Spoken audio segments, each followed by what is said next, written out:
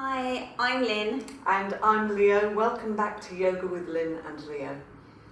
And welcome to day 9 of 18 days of yoga. So we've got some nice poses for you. The only equipment that you may need are a couple of bricks. If you don't have any yoga equipment, you can always use the seat of a chair or just a couple of books that are the same height. Okay, so our 3 poses today. We start on the mat with Parsvottanasana. So I know that some people do struggle with this, so we're going to explain it in a slightly deeper way. All right, so we're going to come into it from jumping the feet. So we're going to jump the legs apart. Now what's really important about this pose is this back leg. So we're just going to relax the arms for a moment. When you're doing the full pose, we obviously keep the arms out. But when you turn this back foot, you turn the foot in well and turn it in well. And you've got to see that there's a cutting action with the thigh, and then eventually the hip comes round. So you've got to remember that this action in the back leg will help to bring this hip forward. So that is something to be practiced as well as the pose. So it is a slightly more subtle action in Parsvottanasana. So then turning the whole of the front leg. Now what tends to happen with this leg is that quite often when you straighten it, it drops down. So we've got to keep the back of the leg lifted as much as we can, and then rolling the shoulders back and down. Now hinging forward with this action and looking forward so that you're not losing this back action.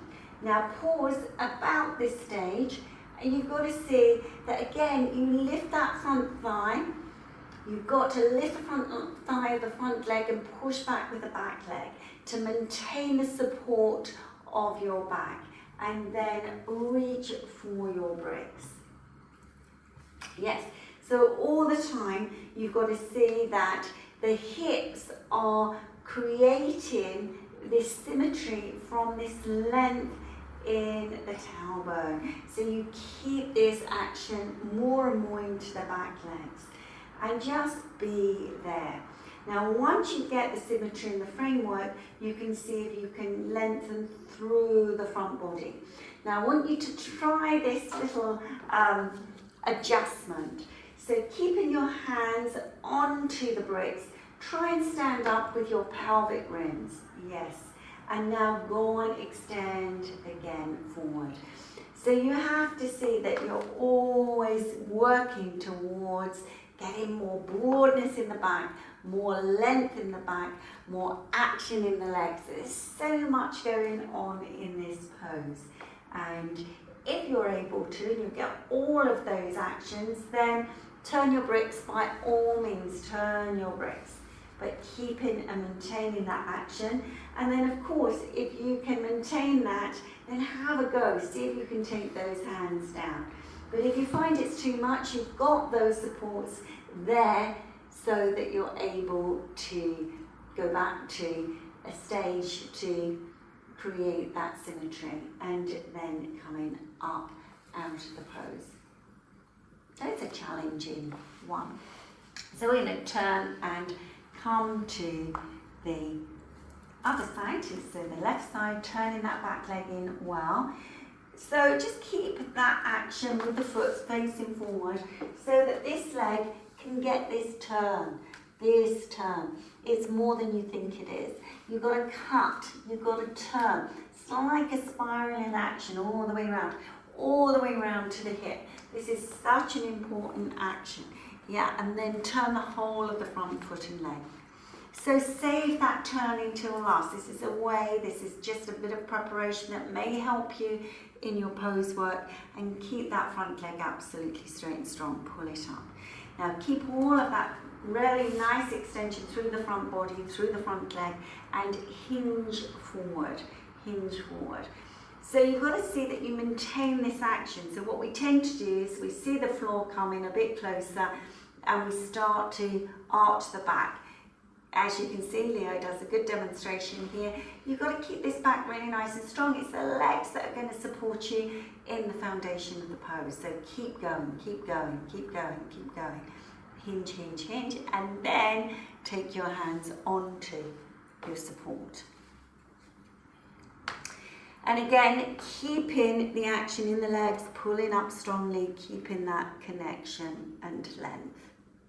And if you're able to, and you get that nice symmetry, lengthening the tailbone, lengthening the back of the pelvis, all of this got to lengthen. Then you've got to lengthen the collarbones. So it's always, we're trying to find this division to get those fibers really nice and long in the body. Then turning the bricks again, pushing back with your back leg, and then taking your hands down. You have a go if you can. If it's too much, then stay at that stage. There's no problem in that. So again, you've got to see that you keep these lengthening actions going, and yes, lengthen. And then taking a breath in and coming up. And turning the feet to face forward, and bring your legs together. So we're coming for Tadasana now, so feet together, take the weight back into the heels and just find your breath. So this is a really nice pose to come back to. This is when we digest some of that work into the body. So all of this extension and opening the fibers is really good for our nervous system, as we know, because it creates a softness in the body. So this is what we're working to. So we're coming for Uttanasana now, but it's not going to be the full pose, it's modified, and we're going to have the feet a little bit apart, so hip width apart. So those of you who are not sure what Uttanasana is, it's a fairly extreme forward bend action. So what we want to do is to understand how to get the length in this forward bend. So first of all, we've got to understand what's in the foundation, how we're supporting ourselves. So ground down into the outer foot bones and lift up through these frontal pelvic rims.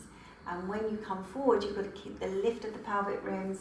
You've got to see that the lower abdomen is deepening its action as you come forward. And then, as you can see here, there's a really nice extension in the back, and then take the hands down. Now, I know that some of you who are really flexible will say that, well, you don't need these bricks. It's always a good exercise to find new areas in your body. So here, I'm going to give this adjustment to Leo, that she's got to lengthen her tailbone. Yeah, this has got to lengthen. Now she's got to lift her thigh so that she can lengthen a little bit more of her spine to come forward. Now all of this action's got to come as you keep this, you turn in the bricks. If you're going a little bit further, turn the bricks. As you say, this is maintained. So to take the spine down a little bit further, we've got to lift the legs up even more. So this is the Uttanasana challenge. It goes on for some time. And then taking the hands down to the floor. And be in this position. So this is Utthanasana, and it's a strong action, and then eventually, if you're working quite well in this pose, just move this out of the way. You can take the hands a little bit further back towards your feet, to the outer sides of your feet. But be careful that you don't get overexcited and overuse the spine when the legs are not lifting sufficiently enough. And then rest the crown of the head towards the floor side, let the neck release. So any amount. So all the work's been done, and we just come to where we can come to, and then we just hold it for a few breaths, and then releasing and coming out of the pose. So it's a bit of a strong one, isn't it? But it grows on you. You grow into it. You grow into it, yes. Oh. Now, we're coming for Padangustasana now. For some of you who find Uttanasana really challenging, what we would recommend is for you to repeat taking your hands onto the bricks. Or even if you've got a chair handy, you can take your hands to the top of the chair. I'm pretty sure we've got a tutorial on all these different options on our channel, so do have a look at that. I think we've got one of those. We will check actually, and we will add to our tutorials as we go on.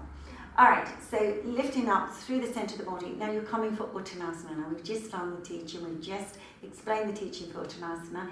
So coming to your Uttanasana action, see if you can take your hands to the floor. If not, take them either to a chair or a brick and just repeat what we practiced previously. Now once you're in this position, don't be in a rush. You've got to see that you get these legs absolutely straight and strong and pull those thigh bones up. Once you get that action, don't be in a rush. Keep the collarbones moving towards the end of the mat. Don't be in a rush. Keep these, the spine really nice and extended. Now keep this extension without arching the spine. Walk the fingers back and catch the big toes with the 2 fingers and thumb. Leo's showing you there. There you go. And then hold. Now keep the arms absolutely straight and strong. And then start to bend the elbows out to the side, but still keep the back really nice and straight. Now keep the lift in the front thigh, the front hip flexors, and then bend the elbows out. I'm just going to ask Leo to just move a little bit with her legs that way, and so she's a little bit more perpendicular. And then come into the pose just very gradually, and then slowly releasing the head. So again, any amount, just come, this is an extreme pose and it just evolves the more you practice. But remember, there's no shortcuts in these extreme forward bends. You have to see that you work your legs and your feet really, really strongly. And then releasing and coming up. So when you come up slowly, standing Tadasana. Don't rush about when you've had an extreme action, your head down or head back. Whatever you're practicing, then just take your time to come out of these poses. They have quite big effects on the body and the blood pressure. So just be in your Tadasana for a few moments so that you can absorb your practice. And join us for a sitting position, Sukhasana. So if you find the forward bends are a little challenging, we do have in our playlist Improve Your Forward Bends in 7 days.